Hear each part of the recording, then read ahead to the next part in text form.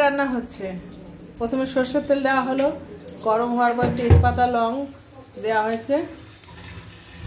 একটু তেলটা গরম গরম হবে, ভাজা ভাজা হবে।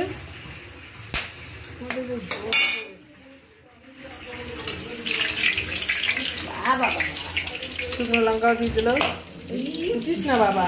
পেঁয়াজ দেওয়া হয়ে গেল,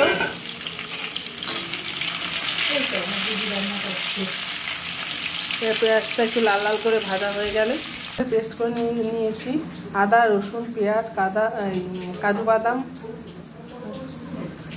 কাজু বাদাম সব কিছু টমেটো সব কিছু একসাথে পেস্ট করে নিয়েছি। এবার এই মশলাটা তেলের ওপর দিয়ে দেবো। এবার পেস্টটা দিয়ে দিলাম।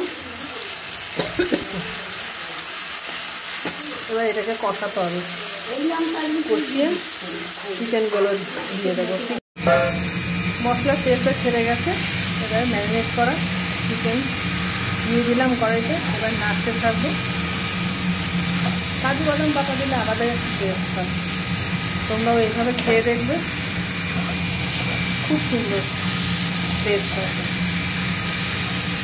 এবার চিকেনটা একটু কষাবো। কষানো হয়ে এসছে, এবার আলুগুলো দিয়ে দিলাম।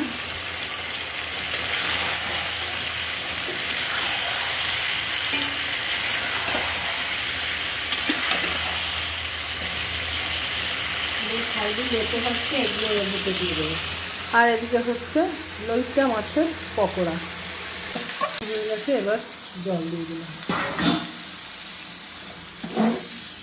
চিকেন কষা রেডি, চিকেনের ঝোল রেডি, কষানো দারুণ।